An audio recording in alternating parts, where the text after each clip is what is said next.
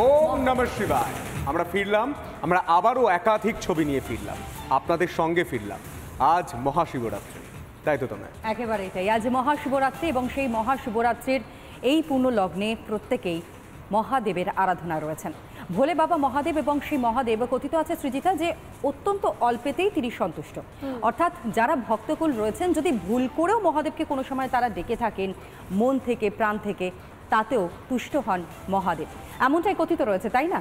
হ্যাঁ, ইভেন এটাও তো শোনা যায়, আমি ইংরেজি শব্দের ব্যবহার করে ফেললাম, কিন্তু চলতি কথায় বলতে বলতে এটাও আমরা শুনেছি যে মহাদেবের কাছে নাকি হেন কিছু অভাব নেই যা এই গোটা বিশ্বে নেই, গোটা ব্রহ্মাণ্ডে নেই। তিনি নাকি দেবাদিদেব। এগুলোর ব্যাখ্যা হয়তো আমরা অতটা সহজভাবে দিতে পারি না বা সহজভাবে বুঝে উঠতে পারি না বা বলতে পারি না।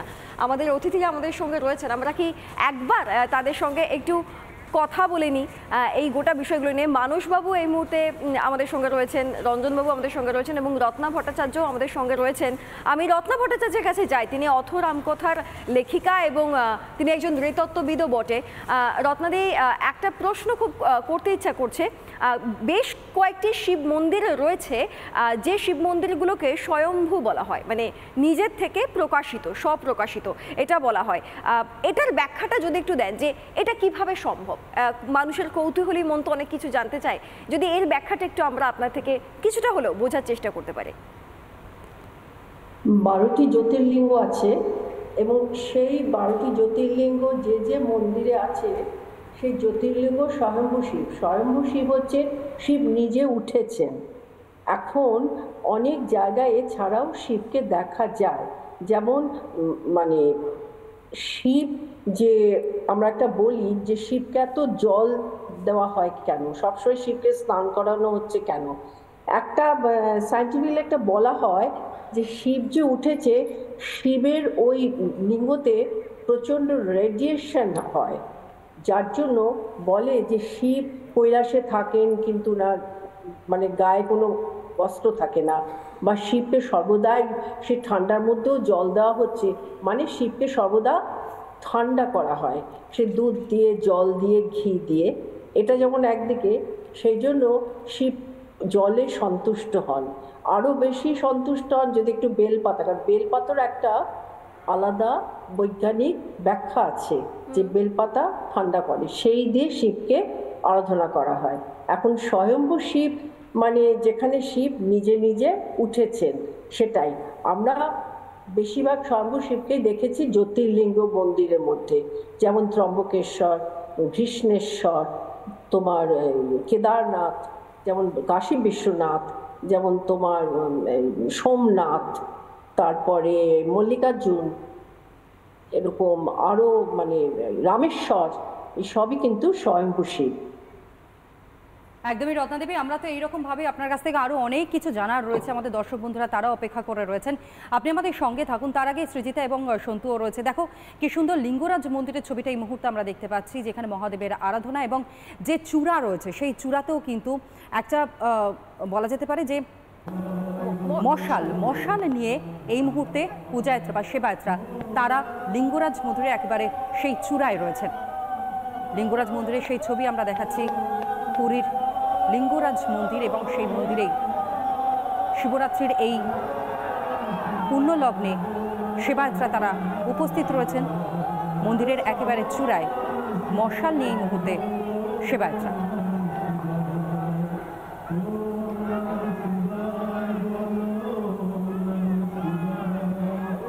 অপূর্ব সেই দৃশ্য, তাই না সন্তু? একদমই তাই।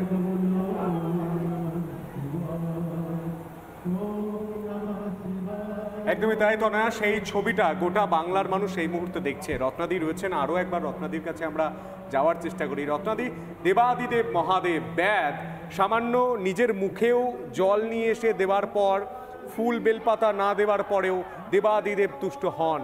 কি মনে হয় রত্নাদি, আজকের দিনে দাঁড়িয়ে যে গোটা বিশ্ব, গোটা দেশ, গোটা বাংলার ছবি আপনি দেখছেন, দেবাদিদেব মহাদেবের আশীর্বাদ পাওয়াটা কিন্তু অত্যন্ত জরুরি। কি মনে হয় আজকের দিনে দাঁড়িয়ে কতটা তাৎপর্যপূর্ণ? অবশ্যই অবশ্যই। এবং আজকের দিনে দাঁড়িয়ে আমি একটা ঘটনা বলতে চাইছি, আমি এক্ষুনি দেখে এলাম। আমি তো ঝাড়খণ্ডে এসেছি, একটা রুরাল এরিয়াতে, যেখানে আদিবাসী অধ্যুষিত এরিয়া, এবং এখানে আছে বিহারি, বাঙালি, মারোয়ারি, এরকম কিছু এরাও আছেন, কিন্তু আদিবাসী মেন। এইখানে প্রত্যেক শিবরাত্রিতে আমি কয়েক বছর ধরেই দেখছি যে একটা পুরনো প্রাচীন শিব মন্দির আছে, যেখানে শিবের বলা হয় ওটা শিবের বাড়ি। আর ওখান থেকে 1 কিলোমিটারের মতো দূরে আরেকটি মন্দির, যেটা বলা হয় পার্বতীর বাড়ি। আজকে পার্বতীকে সাজিয়ে গুজিয়ে পার্বতী মূর্তিতে হাতে মালা নিয়ে পার্বতী দাঁড়িয়ে আছে। প্রসেশন করে পুরনো মন্দির থেকে শিব গেছেন পার্বতীর কাছে, আমি দেখে এলাম। ধুতি, পাঞ্জাবি, মাথায় টোপরে মুকুট লাগানো, ঠিক আমাদের বাঙালি বর যেরকম সাজে শিব যাচ্ছেন পার্বতীকে বিয়ে করতে। এবং ওই পার্বতী মন্দিরে যারা রয়েছেন, যারা তৈরি করছেন মন্দির, তাদের বাড়ির একজন বয়স্ক লোক পার্বতীকে আজকে কন্যাদান করবে। তারপরে গভীর রাত্রে শিব তার কনেকে নিয়ে তার পুরনো মন্দিরে ফিরবে। এই উপলক্ষে পার্বতীর বাড়িতে আজকে ক্যাটারিং ডেকে খাওয়ানো হয়েছে গ্রামের লোককে, এবং কাল শিবের মন্দিরেও বৌভাত উপলক্ষে গ্রামের লোক খাবে একেবারে বসে। মানে এত প্রাসঙ্গিক আজকের দিনে একটা ঝাড়খণ্ডের একটা রুরাল এরিয়াতে শিবের। এমনিতে তো আমরা গিয়ে পুজো করে এলাম, লিঙ্গতে জল দিয়ে শিবরাত্রি করে যেমন করে এলাম, কিন্তু এইভাবে শিবকে একেবারে জনজীবনের মধ্যে, রোজকার জীবনের মধ্যে প্রাসঙ্গিক করে ফেলেছে। সেই শিব তো তুষ্ট হবেই। জল দাও, বেলপাতা দাও, যা তার মনোবাক্যে চাও তাই পাবে। রত্নাদি, কিন্তু এই জায়গাতেই দাঁড়িয়ে আমরা বারবার ইতিহাসের ছবিতে দেখেছি আমাদের দেশে যত মন্দির রয়েছে সব থেকে বেশি শিব মন্দিরে আক্রমণ চালিয়েছে বহিরাগতরা, যারা শত্রুরা রয়েছেন। এর কারণটা আপনি আপনি আপনি আপনি আপনি একটু যদি ব্যাখ্যা করেন। শোনো, শিব মন্দিরে বেশি আক্রমণ, প্রথম কথা আমাদের মন্দির আক্রমণ হচ্ছে কারণ আমাদের মন্দির ভীষণ রত্ন, মানে সোনা রূপো রত্নতে একে ভরে থাকতো। তার পিলার সোনার, তার অমুক রূপোর তমুক, মানে মণি মুক্ততে ভর্তি। সেটা একটা লোভ ছিল, আগ্রাসন। তাছাড়া শোনো, আমাদের বিশ্বাস একদমই রত্নাদি, এই মুহূর্তে আদিযোগী মন্দিরে মহাদেবের আরাধনার ছবিটা দেখাচ্ছি।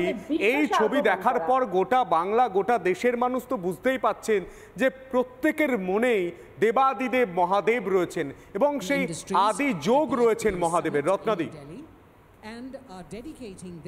তো শিবকে বলা হয় আদি যোগী, তাকে কত নাম তার। আদি যোগী, সে হচ্ছে energy, source of energy, the cosmic dancer. তার হাতে ডমরুর যে আওয়াজ, নাদ ব্রহ্ম। আজকে আমাদের এত যে ডান্সের ফর্ম এসে, সব শিবের থেকে এসছে। আরেকটা কথা বলছি তোমাকে, শিব আমাদের মানে প্রাইড, আমাদের কি বলবো, আমাদের ভেতরে রক্তের মধ্যে। সে আমাদের মন্দির যদি না ভাঙে, লিঙ্গ যদি একটু বাধা দিচ্ছি রত্নাদি, আমি আসছি আপনার কাছে আমরা। তবে তার আগে এই মুহূর্তে যে ছবিটা আমরা দেখাচ্ছি দর্শকদের একটু বলে দিই যে এটা আদি যোগী মন্দিরের ছবি, এবং এই শিবরাত্রির পূর্ণ লগ্নে কিভাবে সেখানে উদযাপিত হচ্ছে, কিভাবে সেজে উঠেছে আদি যোগী মন্দির, সেই ছবিটাই আমরা আপনাদেরকে একে একে দেখাচ্ছি। আর বাড়িতে বসে শিবরাত্রির যে পুজো, যে প্রত্যেকটা মুহূর্ত গোটা দেশ জুড়ে, আমাদের গোটা রাজ্যের বিভিন্ন প্রান্তে, সেই ছবিগুলো আমরা আপনাদের সামনে তুলে ধরছি। আর এগুলো যে ছোট ছোট কিছু ব্যাখ্যা হয়তো আমাদের জানার প্রয়োজনীয়তা রয়েছে তনয়া। একেবারে তাই, যেমনটা তুমি বললে, এবং সেই ছবিটাও তো আমরা প্রতি মুহূর্তে দেখাচ্ছি। এবং একই সঙ্গে আমাদের অতিথিরা রয়েছেন, রঞ্জন পাঠক, তিনিও আমাদের সঙ্গে রয়েছেন। রঞ্জনবাবু, একটা বিষয় তো স্পষ্ট যে দেবাদিদেব মহাদেবের পূজার্চনা এবং তাকে তুষ্ট করবার জন্য অত্যন্ত সামান্য কিছু জিনিস লাগে। আমরা জানি ডুমুর লাগে, ধুত্র ফুল লাগে, বেলপাতা এবং গঙ্গা জল। এতেই যেন সব তৃপ্তি তার হয়ে যায়, এবং যারা ভক্তরা রয়েছেন তাদেরকে একেবারে 2 হাত তুলে আশীর্বাদও করতে দেখা যায় এই ভোলানাথ অর্থাৎ দেবাদিদেব মহাদেবকে। সত্যি কি তাই? কিচ্ছুটি তার লাগে না, অথচ এমন একজন দেবতা যিনি অত্যন্ত অল্পেতেই তুষ্ট হয়ে যান। দেখুন, আমরা বাঙালি সবথেকে গর্ববোধ করি যাকে কেন্দ্র করে, সেটা হচ্ছেন স্বামী বিবেকানন্দ। আপনারা জানেন, হয়তো সকলেই জানেন, আমি তার পুনরাবৃত্তি করছি। ঠাকুর শ্রীরামকৃষ্ণ যখন চলে গেলেন, স্থূল শরীর ত্যাগ করলেন, তখন এই উদ্যানবাটিতে তখন ঠাকুরের দ্বাদশ সন্তান নিয়ে রয়েছেন। তো শিবরাত্রির দিন কোর্টে একটা মামলা ছিল, তো স্বামীজি গেছেন, সারাদিন উপবাস। আর সেই রাত্রে সকলেই মঠের ব্রত করেছেন, পূজা করবেন অভেদানন্দজি, এবং ওই পাশে বসে গীতা পাঠও হবে। এই গীতা পাঠ একদিকে শ্রবণ করছে আর আরেকদিকে শিবরাত্রির পুজো হচ্ছে। এটা হচ্ছে বাংলার একটা শিবরাত্রি পালনের কৃষ্টি। এই গীতাতে একটি শ্লোক রয়েছে, ত্যাগাৎ শান্তির অনন্তরম। শিব তার প্রতিকৃতিটাই হচ্ছে ত্যাগ। যে অন্নপূর্ণা মা তার পত্নী, যার কাছে আমরা সারা জগতের মানুষ ভিক্ষা করি যে মা একটু অন্ন দিন, আমরা যেন পূজায় কাতর না হই, তার যিনি স্বামী তিনি হচ্ছেন কি না ত্যাগের প্রতিকৃতি।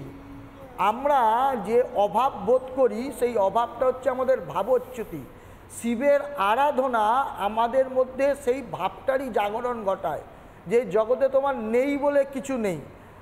এবং আজকের যে রাতের মাহাত্ম্য ব্রতকথাতেও পাবেন যে তিনি সত্যিই কিছু চান না। একটি ব্যাধ তিনি বনে গেছেন মৃগয়া বা শিকার করতে, সে শিবরাত্রি কিছু জানে না, সারাদিন না খেতে পেয়েছেন, জল খাননি, তৃষ্ণার্ত ক্লান্ত হয়ে বেলগাছের ডালে শুয়ে পড়েছেন, ক্লান্ত হয়ে ঘুমিয়ে গেছেন। বেলগাছের গোড়ায় একটি শিবলিঙ্গ তার অজান্তেই তার হাত থেকে ধুয়ে হিমের জল শিবলিঙ্গের মাথায় পড়তে বাবা সেখানে প্রকটিত হয়ে তাকে বর প্রদান করছেন। এই শিবের মাহাত্ম্য শুধু শিব তো এখানেই সীমাবদ্ধ নয়।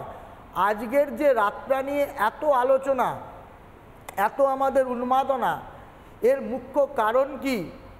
এর মুখ্য কারণ দেখবেন এই ঈশান সংহিতায় সেখানে বলছে যে আজকের এই রাতে এই যে কথা প্রসঙ্গে পূর্বে আলোচিত হলো স্বয়ম্ভু লিঙ্গ বিষয়টা নিয়ে, আজকের রাতের মুখ্য যে সাধনা এই আজকের মহানিশাতেই শিব স্বয়ম্ভূরূপে প্রকটিত হয়েছিলেন। পুরাণে দেখা যাচ্ছে যে কোনো কারণে দুজন দেবতার মধ্যে একটি যুদ্ধ লেগেছে বা বিতর্ক তৈরি হয়েছেন। ভগবান শঙ্কর চাইছেন যে কোনো বিরোধ যেন জ্ঞানী ব্যক্তিদের মধ্যে না হয়। আচ্ছা, কিরকম না, গীতাতে একটি শ্লোক বলছে যজ্জত আচারতি শ্রেষ্ঠ তত্তদেব ইতরয়না সযৎ প্রমাণ করতে লোকা তদনুবর্ততে। রঞ্জনবাবু আমি ব্যাখ্যাটায় আসছি, আমি আসবো আপনার কাছেই আসবো, কিন্তু আমরা একটু জেলার বিভিন্ন প্রান্তের ছবিগুলো একবার একটু দর্শকদের দেখিয়ে নিই, তারপর আমরা এই অংশের ব্যাখ্যায় আরও একবার যাবো রঞ্জনবাবুর কাছে। দেখুন, মাল্টি উইন্ডোর মাধ্যমে আমরা আজকের রাতে আমাদের রাজ্যের বিভিন্ন প্রান্তে যে ছবিগুলো সেই ছবিগুলো দেখাচ্ছি। তারকেশ্বর মন্দিরের ছবি দেখতে পাচ্ছেন, দক্ষিণেশ্বর মন্দিরের ছবি দেখতে পাচ্ছেন, জল্পেশ মন্দির এবং শিবনিবাস মন্দির, এই সমস্ত জায়গাতেই মানুষের ভিড় যথেষ্ট রয়েছে। আজকে রাত থেকে লেগেছে এই পূর্ণ লগ্নটা, পূর্ণতিথি, কালকেও সারাদিন থাকবে তনয়া, তাই তো? একদমই। তো সেই জায়গা থেকে মানুষের ভিড় এই রাতেই প্রচুর পরিমাণ, কালকে সারা দিনটা পড়ে রয়েছে। একটু নদিয়ায় চলে যাই, সেখান থেকে আমাদের সঙ্গে রয়েছেন পলাশ, শিবনিবাস মন্দির থেকে আমাদের সঙ্গে পলাশ রয়েছেন। পলাশ, রাত যথেষ্ট গভীর হচ্ছে, প্রায় 11টা বাজতে চললো এবং মানুষের ভিড়ও কিন্তু বেশ নজরে পড়ছে। তাদের অনুভূতিটা, তাদের আবেগটা যদি একটু আমাদের দর্শকদের জানাও, এবং যে আয়োজনটা করা হয়েছে সেটাও যদি একটু জানাও।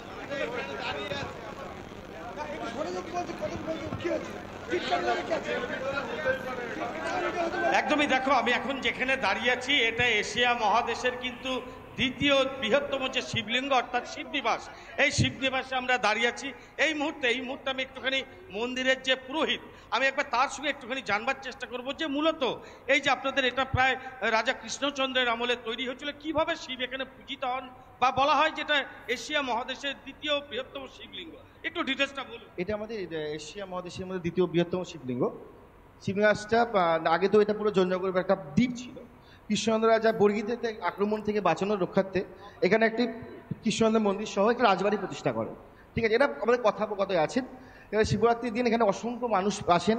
শিবরাত্রি আজকে তো দুদিন ব্যাপী, মানে আজকে সকালবেলা থেকে শুরু হয়েছে, এখনো পর্যন্ত প্রায় প্রচুর মানুষের, এখনো লাইন আমরা শেষ করতে পারলে, এখনো আমরা লাইন শেষ করতে পারিনি। এখনো পর্যন্ত আমাদের এখনো পর্যন্ত প্ল্যান আছে রাত্রি 2-2:30 মধ্যে কমপ্লিট করে কালকে মর্নিংয়ের মধ্যে আবার শুরু করার। দেখুন, দর্শনার্থী আস্তে আস্তে কমে যাচ্ছে, কিন্তু এটা প্রায় কলকাতা থেকে প্রায় 100 কিলোমিটার দূরে, কিন্তু জনবসতি আমাদের কলকাতাতেই থেকেও আসে। মূলত পুজোটা কিরকম ভাবে ভক্তি ভরে হচ্ছে বা কি খুব ভালো নিয়ম নীতি বলছে, সবাই খুব সময় মতো আসছেন। আমাদের প্রশাসন খুব অ্যাক্টিভভাবে কাজ করছেন, মন্দিরও আমাদের কর্তৃপক্ষ যারা মেম্বার্স রাখা হয়েছে তারা খুব ভালোভাবে কাজ করছেন। অগণিত ভক্তরা আসছেন, কোনো কষ্ট পাচ্ছেন না। যারা অসুস্থ, অনেক দূর থেকে তো আসছেন, যারা অসুস্থ হয়ে তারা ট্রিটমেন্টের ব্যবস্থা করা হয়েছে। বাকি খুব পরিচালনা খুব পরিষ্কার পরিচ্ছন্ন, খুব ভালোভাবে হচ্ছে পুজোটা। একদমই পড়া সেই ছবির দিকে অবশ্যই আমাদের নজর থাকবে।